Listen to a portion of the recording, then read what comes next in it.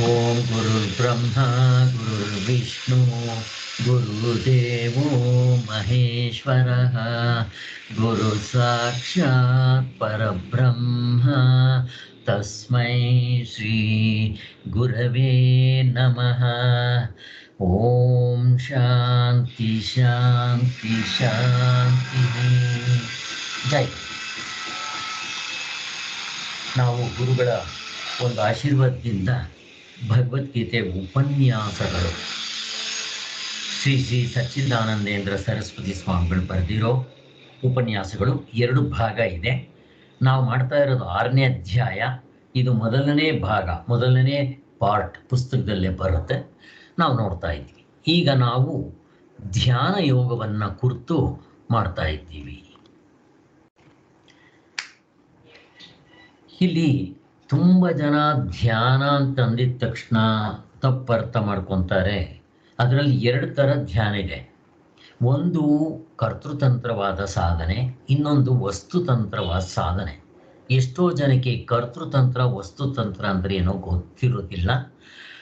ಆದ್ದರಿಂದ ಇದು ನೇರಾದ ಸಾಧನೆ. ಇದು ಅಷ್ಟು ಸುಲಭ ಇಲ್ಲ. ಎಲ್ಲ ಕಡೆ ಧ್ಯಾನ ಅಂತಂದರೆ ಕರ್ತೃತಂತ್ರ ಸಾಧನೆ ಹೇಳ್ಕೊಡ್ತಾರೆ. ಅಂದರೆ ಜಪ ಆಗಲಿ, ವಿಪಶನ ಆಗಲಿ, ಟ್ರಾನ್ಸಿಡೆಂಟಲ್ ಆಗಲಿ, ಅದನ್ನು ಭಾವನೆ ಮಾಡ್ಕೊಳ್ಳೋದಾಗಲಿ, ಇದು ಭಾವನೆ ಮಾಡೋದಲ್ಲ. ತತ್ವ ಹೇಗಿರುತ್ತೋ ಹಾಗೆ ಕಂಡುಕೊಳ್ಳೋದು. ಶ್ರವಣ ಮನನ ನಿಧಿಧ್ಯಾಸನದ ಜೊತೆಗೆ ಸೇರಿರೋ ಧ್ಯಾನ.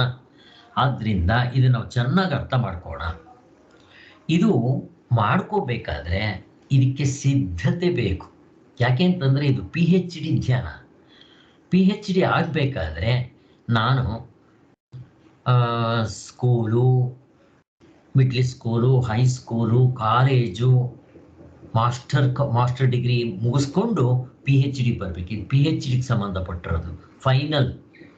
ಇದರಲ್ಲಿ ಮುಕ್ತರಾಗ್ಬಿಟ್ರೆ ಮತ್ತೆ ಮಾಡೋದೇನೂ ಇರಲ್ಲ. ಆದ್ದರಿಂದ ಸರಿಯಾಗಿ ಅರ್ಥ ಮಾಡ್ಕೊಂಡು ಹೋಗೋಣ. ಇವತ್ತು ನಾನು ಇದರಲ್ಲಿ ಮಾಡಬೇಕಾಗಿರೋದು ಪೇಜ್ ನಂಬರ್ 232, 6ನೇ ಅಧ್ಯಾಯದಲ್ಲಿ 3ನೇ ಶ್ಲೋಕ ಮಾಡಬೇಕಾಗಿದೆ. ಆದರೂ ಹಿಂದೆ ನಾವು ಮಾಡಿದ್ದು ಎಷ್ಟಿದೆಯೋ ಅಷ್ಟನ್ನು ಮೆಲ್ಕು ಹಾಕ್ಕೊಂಡು ಹೋಗಬೇಕಾಗಿದೆ. ಹಿಂದೆ ನಾವು ಮಾಡಿದ್ದೇನು, 5ನೇ ಅಧ್ಯಾಯದಲ್ಲಿ ಪೀಠಿಗೆ ಹಾಕಿದ್ರು ನೋಡ್ರಿ. 6ನೇ ಅಧ್ಯಾಯ ಸ್ಟಾರ್ಟ್ ಆದರೂ 5ನೇ ಅಧ್ಯಾಯದಲ್ಲೇ ಅದನ್ನು ತಗೊಂಬಂದಿದ್ರು. ಕೊನೆ 3 ಶ್ಲೋಕಗಳು ಅದು ನಾವು ನೋಡಿದ್ದಾಯಿತು. ಸೊ ಅಲ್ಲಿ 5 ಮೆಟ್ಟಲುಗಳನ್ನ ಹೇಳ್ತಾರೆ. ಅದನ್ನು ನಾವು ಮೊದಲು ಮಾಡ್ಕೊಂಡು ಬಂದಿರಬೇಕು. ಧ್ಯಾನ ಯೋಗಕ್ಕೆ ಅವತರಣಿಕೆ ಅಂತ ಹೇಳಿ ಏನದು 5 ಮೆಟ್ಲು ಅಂದರೆ, ಮೊದಲನೇದು ನಮ್ಮ ಕರ್ಮೇಂದ್ರಿಯಗಳು, ಜ್ಞಾನೇಂದ್ರಿಯಗಳು ಹೊರಗಡೆ ಹೋಗ್ತಾ ಇರುತ್ತೆ. ಅದನ್ನು ತಡೆದು ನಿಲ್ಲಿಸಿ ಒಳಗಡೆ ತಿರುಗಿಸ್ಬೇಕು. ಒಳಗಡೆ ತಿರುಗಿಸ್ಬೇಕು ಅಂದರೆ ಅದ್ರ ತಮ್ಮ ಕೆಲಸವನ್ನು ಬಿಟ್ಬಿಡಬೇಕು. ಅದು ಬಿಟ್ಟರೂ ಕೂಡ ಮನಸ್ಸಿನಲ್ಲಿ ಅದರ ವಾಸನೆ ಇರುತ್ತೆ, ಅದನ್ನು ಬಿಡಿಸ್ಬೇಕು. ವಸ್ತುಗಳನ್ನ ಬಿಡಿಸೋದು ಸುಲಭ, ಬಿಡಿಸ್ಕೊಂಡ್ಬಿಡ್ಬೋದು.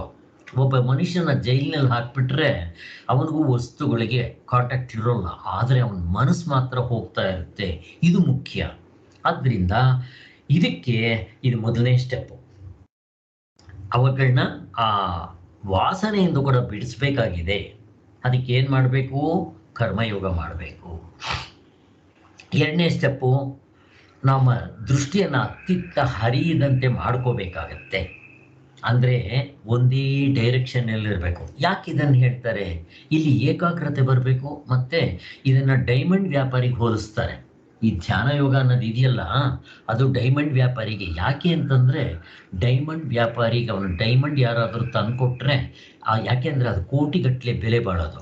ಅದನ್ನು ಏಕಾಗ್ರತೆಯಿಂದ ನೋಡೋ ಹಾಗೆ ನೋಡಬೇಕು.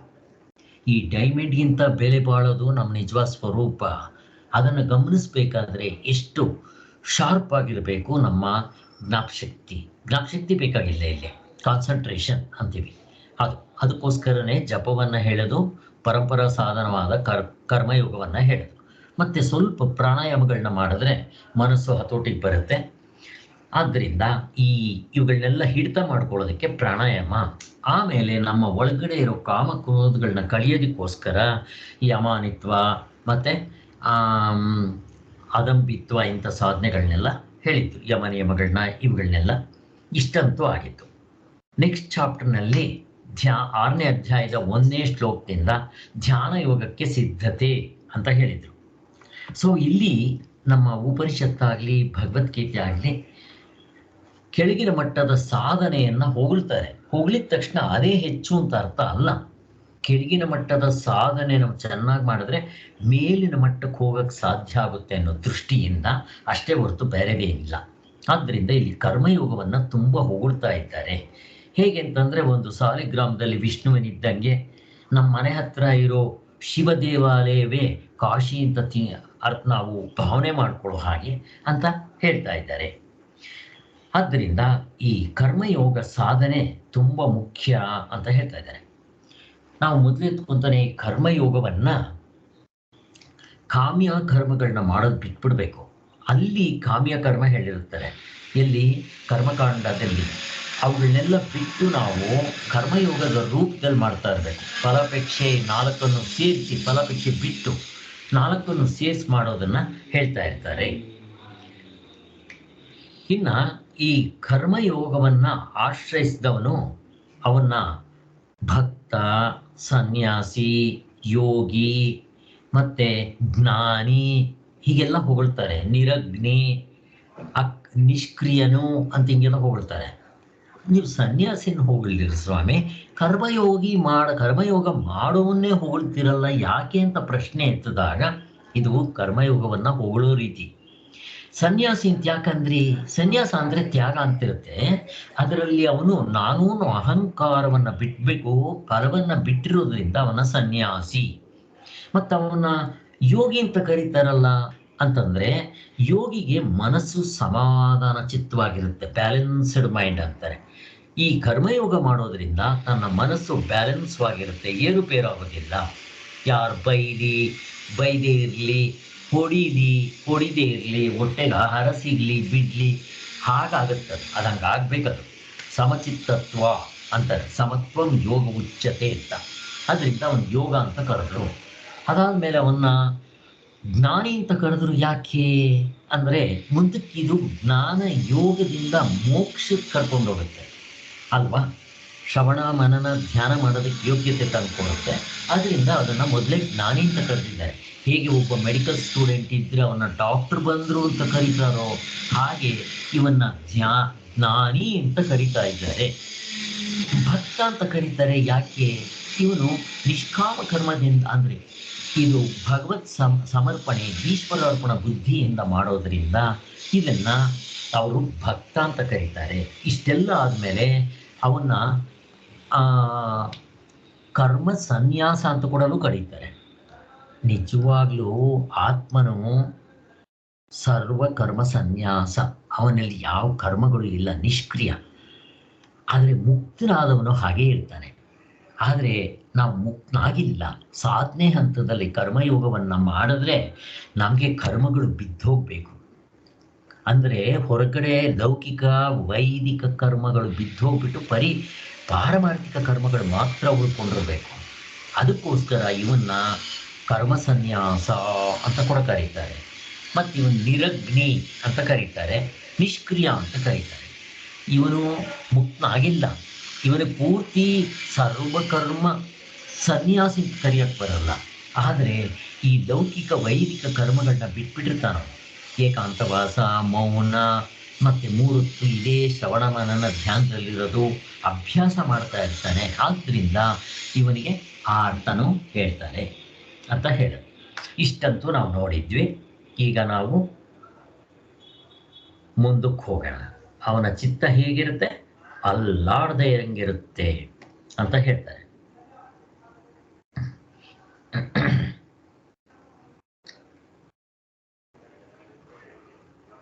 ಇವತ್ತು ನಾವು ಮಾಡಬೇಕಾಗಿರೋದು 6ನೇ ಅಧ್ಯಾಯದಲ್ಲಿ 3ನೇ ಶ್ಲೋಕ.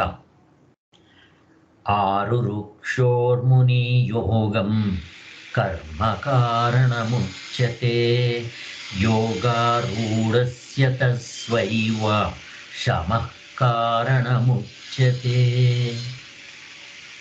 ಇಲ್ಲಿ ಕನ್ನಡದ ಅರ್ಥ ಏನಪ್ಪ ಅಂದರೆ, ಯೋಗವನ್ನು ಏರಲಿಚ್ಛಿಸುವವನಿಗೆ ಕರ್ಮವು ಕಾರಣವಾಗಿರುತ್ತೆ. ಯೋಗ ಅಂದರೆ ಯಾವ ಯೋಗ? ಇಲ್ಲಿ ಯೋಗಾಸನ ಪ್ರಾಣಾಯಾಮ ಅಲ್ಲ, ಧ್ಯಾನ ಯೋಗ. ಈ ಧ್ಯಾನ ಯೋಗ ಮಾಡೋದಕ್ಕೆ ಇಚ್ಛೆಪಟ್ಟು ಆ ಮೇಲಂತಕ್ಕೆ ಹೋಗಬೇಕಾದರೆ ಅವನಿಗೆ ಕರ್ಮವೇ ಕಾರಣವಾಗಿರುತ್ತೆ. ಕರ್ಮ ಅಂದರೆ ಇಲ್ಲಿ ಕರ್ಮಯೋಗವೂ ಕೂಡ ಇವನಿಗೆ ಅಡಚಣೆಯಾಗಿರುತ್ತೆ. ಮತ್ತೇನು ಮಾಡಬೇಕು ಅಂತೀರ ಸರ್? ಕರ್ಮಯೋಗ ಮಾಡಬಾರ್ದ? ಮಾಡಬೇಕು. ಬಟ್ ಇವನ್ ಕೆಲಸನೇ ಮಾಡಿಕೊಂಡು ಈ ದೇಶ ಸೇವೆ, ಜನಾರ್ದನ ಸೇವೆ ಅಂತ ಮಾಡ್ಕೊಂಡಿದ್ರೆ ಇವನು ಮುಕ್ತನಾಗದು ಯಾವಾಗ? ಗಾಂಧೀಜಿ ಅದನ್ನೇ ಮಾಡಿದ್ದು, ದೇಶ ಸೇವೆ, ಜನಾರ್ದನ ಸೇವೆ.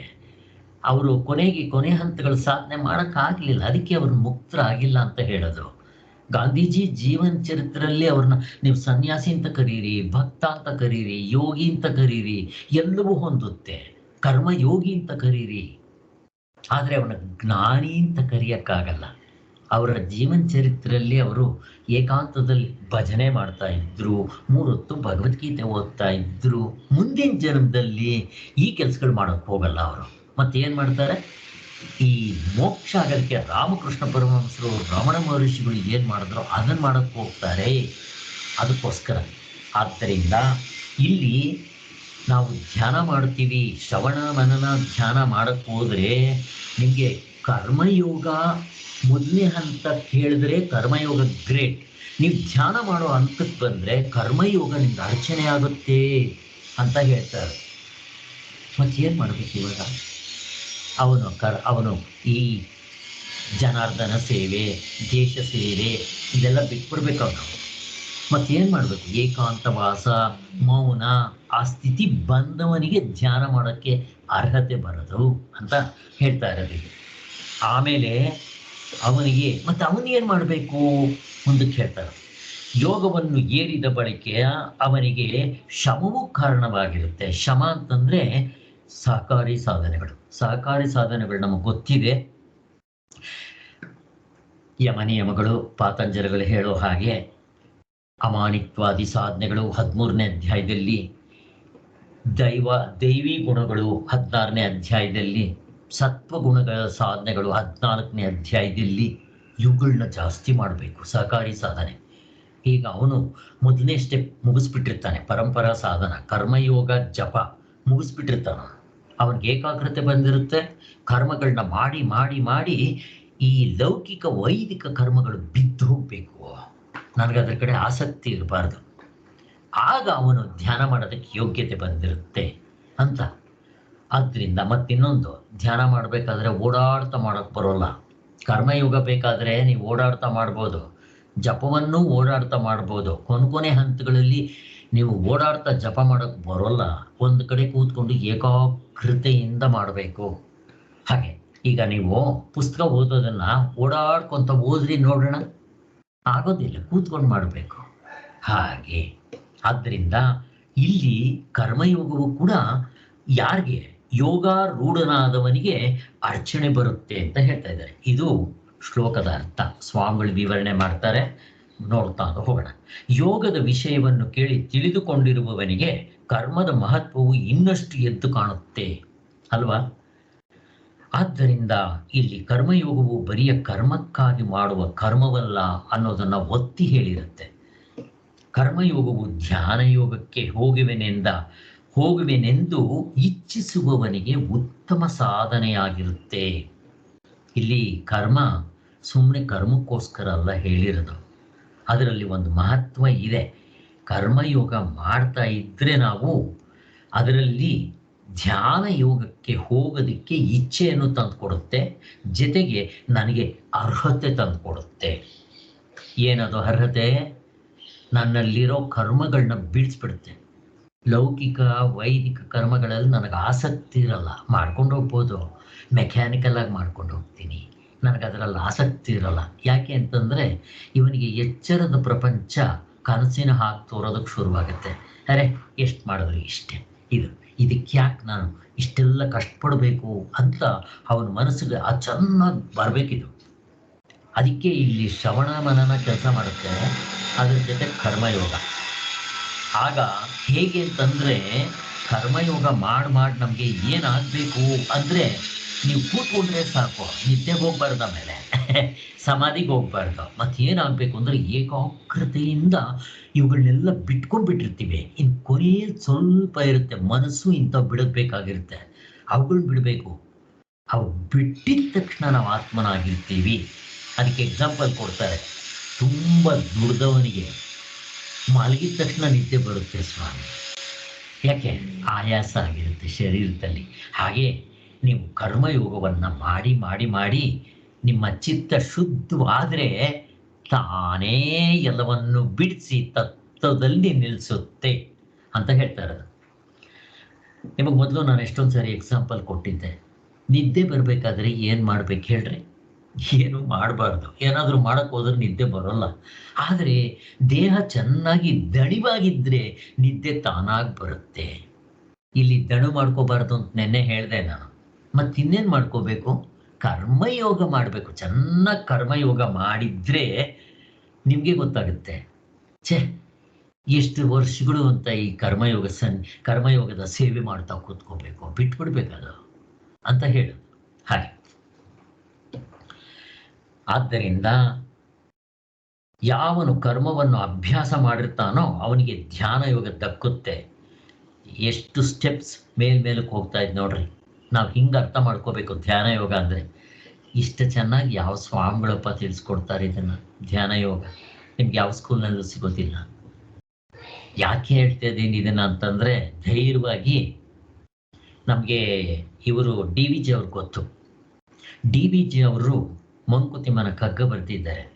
ಹೇಳಬೇಕು ಅಂತಂದರೆ ನಮ್ಮ ಪ್ರಪಂಚದಲ್ಲೇ ಫೇಮಸ್, ಇಲ್ಲ ಅನ್ನಲಿಲ್ಲ. ಹೇಳಬೇಕು ಅಂದರೆ ಸಚ್ಚಿದಾನಂದ ಸರಸ್ವತಿ ಸ್ವಾಮಿಗಳಿಗಿಂತ ಫೇಮಸ್. ಎಷ್ಟೋ ಜನಕ್ಕೆ ಸಚ್ಚಿದಾನಂದ ಸರಸ್ವತಿ ಸ್ವಾಮಿಗಳ ಹೆಸರು ಕೇಳಿಲ್ಲ. ಮತ್ತು ಡಿ ವಿ ಜಿ ಅವರ ಹೆಸರು ಯಾರು ಕೇಳಿಲ್ಲ? ಎಷ್ಟೊಂದು ಜನ ಕೇಳಿದ್ದಾರೆ. ಅವರು ಆ ಒಂದು ಭಗವದ್ಗೀತೆ ಪುಸ್ತಕ ಬರೆದಿದ್ದಾರೆ. ಅದರ ಹೆಸರೇನು ಯಾರಿಗಾದ್ರೂ ಗೊತ್ತಾ ನಿಮಗೆ? ಭಗವದ್ಗೀತೆ ಅದರ ಹೆಸರೇನು? ಜೀವನ ಧರ್ಮ ಅಂತಾನೆ ಏನೈತೆ ಸರ್?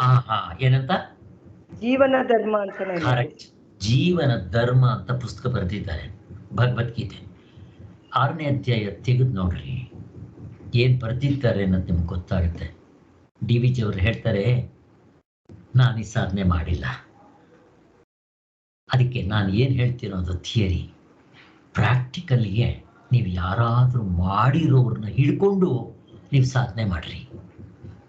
ಇದು ನಾನು ಡಿ ವಿ ಜಿ ಅವರು ತುಂಬ ಗೌರವ ಕೊಡ್ತೀನಿ. ಯಾಕೆ ಗೊತ್ತಾ? ಇದ್ದದ್ದನ್ನು ಇದ್ದಾಗ ಹೇಳ್ತಾರೆ. ನನಗೆ ಅಂಥವ್ರನ್ನ ಕಂಡ್ರೆ ತುಂಬ ಗೌರವ. ಯಾರಾದರೂ ಹಿಂಗೆ ಬರೀತಾರ? ನನ್ನ ಹೆಸರಿಗೆ ಅವಮಾನ ಆಗ್ಬಿಡುತ್ತೆ ಹಿಂಗೆ ಬರೆದ್ರೆ ಅಂತ ಹೇಳಿ ಏನೋ ಗೊತ್ತಿದ್ದಾಗ ಅದನ್ನು ಏನೋ ಮುಟ್ಟಕ್ಕೆ ಹೋಗೋದಿಲ್ಲ. ಡಿ ವಿ ಜಿ ಅವರು ಒಳ್ಳೆಯವರಾಗಿದ್ದರಿಂದ ಅವ್ರನ್ನ ನಾನು ಅಪ್ರಿಷಿಯೇಟ್ ಮಾಡ್ತೀನಿ, ನೆನೆಸ್ಕೊತೀನಿ ನಾನು ಅವ್ರನ್ನ. ಇದು ನಿಜವಾದ ಗುರುಗಳ ಲಕ್ಷಣ. ನಮ್ಮ ಕುಲಕರ್ಣಿ ಸ್ವಾಮಿಗಳು ಕೂಡ ಹೇಳ್ತಾ ಇದ್ದರು, ನನಗೂ ಗೋಪಿನಾಥ್ ಅವರಿಬ್ಬರಿಗೂ ನಾವು ಆಂಧ್ರ ಪ್ರದೇಶಕ್ಕೆ ಹೋಗ್ಬಿಡ್ತೇವೆ, ನೀವೇನು ಮಾಡ್ತೀರಾ ಅಂತ ಕೇಳ್ತಾ ಇದ್ರು. ಗೋಪಿನಾಥ್ ಅವರು ಎಲ್ಲ ನಾವು ಮನೇಲಿ ಸ್ವಾಧ್ಯಾಯ ಮಾಡ್ಕೊತೀವಿ ಅಂತ ಇದ್ರು. ಆವಾಗ ಅವ್ರು ಹೇಳ್ತಾ ಇದ್ರು, ಹಾಗಲ್ಲ, ಅನಂತಪ್ಪ ಆಶ್ರಮದಲ್ಲಿ ಭಗವತ್ಪಾದರು ಅಂತ ಬರ್ತಾರೆ, ಸನ್ಯಾಸಿಗಳು, ಅನುಭಾವಿಗಳು, ಅವ್ರ ಪ್ರವಚನಕ್ಕೆ ಹೋಗಿ ಅನುಭಾವಿಗಳು ಹಿಂಗೆ ಹೇಳ್ಕೊಡ್ತಾ ಇದ್ರು ನಮಗೆ. ಯಾವ ಗುರು ಹಂಗೆ ಹೇಳ್ಕೊಡ್ತಾರೆ? ಇವ್ರು ಅವ್ರ ಹತ್ರ ಹೋದರೆ ನನ್ನ ಹತ್ರ ಬರೋದು ಬಿಟ್ಬಿಡ್ತಾರೆ ಅಂತ ಹಿಂಗೆಲ್ಲ ಹೇಳೋದಿರ್ತಾರೆ ಕೆಲವರು. ನಾವು ಹೀಗೆ ಪರೀಕ್ಷೆ ಮಾಡ್ಕೋಬೇಕು ಗುರುಗಳನ್ನ.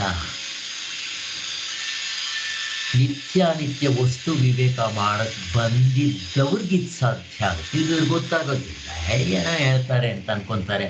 ಅವ್ರು ಹೇಳಿದ್ದು ಸರಿ, ಇವ್ರು ಹೇಳಿದ್ದು ಸರಿ, ಇವ್ರಿಗೆ ತತ್ವನೂ ಗೊತ್ತಿರಲ್ಲ, ಏನು ಗೊತ್ತಿರಲ್ಲ, ಸುಮ್ಮನೆ ಕೇಳ್ತಾ ಇರೋದು ಅಷ್ಟೇ. ಹಾಗಾಗ್ಬಿಡುತ್ತೆ ಅಷ್ಟೇ. ಏನೋ ಟೈಮ್ ಕಳೆಯೋದಕ್ಕೋಸ್ಕರ ಹೋಗ್ತಾ ಇರ್ತಾರೆ. ಹೀಗೆ ನಾವು ನಿತ್ಯಾನಿತ್ಯ ವಸ್ತು ವಿವೇಕ ಮಾಡ್ಕೊತಾ ಹೋಗಬೇಕು. ನಾವು ಅವ್ರನ್ನ ದ್ವೇಷಿಸ್ಬೇಕು ಅಂತಲ್ಲ. ನನಗಿಲ್ಲಿ ಅಷ್ಟು ಉಪಯೋಗ ಇಲ್ಲ, ಮತ್ತು ನಾನು ಯಾಕೆ ಇರಬೇಕಿಲ್ಲಿ, ನನ್ನ ಸಮಯ ವ್ಯರ್ಥ ಆಗುತ್ತೆ ಅಂತ ಹಾಗೆ ತಗೊಂಡು ಮುಂದಕ್ಕೆ ಹೋಗೋದಕ್ಕೆ ಪ್ರಯತ್ನ ಮಾಡಬೇಕು. ಎಷ್ಟು ಕ್ಲಿಷ್ಟವಾಗಿದೆ ನೋಡ್ರಿ ಇದು. ಅದು ಒಳಗಡೆ ಆ ಜಿಜ್ಞಾಸೆ ಇರಬೇಕು, ಆಸೆ ಇರಬೇಕು. ಆಸೆ ಇದ್ದರೆ ಹಾಗೆ ಮಾಡ್ತೀವಿ, ಆಸೆ ಇಲ್ಲದೆ ಇದ್ದರೆ ಯಾವುದಾದ್ರೆ ಏನು ಅಂತ ಹಿಂಗಿರುತ್ತೆ. ಆದ್ದರಿಂದ ಕರ್ಮಯೋಗ ಸರಿಯಾಗಿ ಮಾಡೋದ್ರಿಂದ ಚಿತ್ತದ ಕಾಲುಷ್ಯವು ಕಳೆದು ಹೋಗ್ಬಿಡ್ಬೇಕು.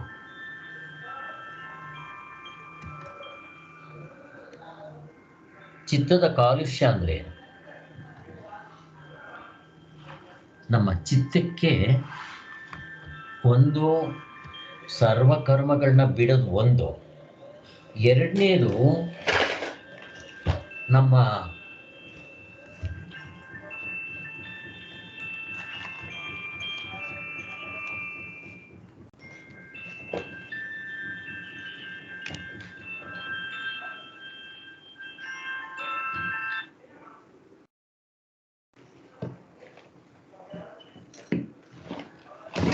ಒಂದು ಚಿತ್ತದ ಕಲ್ಮಶ ಹೋಗೋದು ಅಂದ್ರೆ ಏನು, ಒಂದು ಚಿತ್ತ ಶುದ್ಧಿ ಆಗಬೇಕು. ಚಿತ್ತ ಶುದ್ಧಿ ಆಗೋದ್ರಿಂದ ಏನಾಗುತ್ತೆ ಅಂದರೆ ಕರ್ಮಗಳು ಬಿದ್ದೋಗ್ಬೇಕು, ಮೋಕ್ಷದ ಕಡೆ ನನಗೆ ಆಸೆ ಬರಬೇಕು, ಏಕಾಂತವಾಸ ಮೌನ ತಾನಾಗಿ ಬರುತ್ತೆ. ಎರಡನೇದು ನಮ್ಮ ಮನಸ್ಸಿಗೆ ಮೂರೊತ್ತು ಸಂಕಲ್ಪ ವಿಕಲ್ಪಗಳು ಮಾಡ್ತಾ ಇರುತ್ತೆ.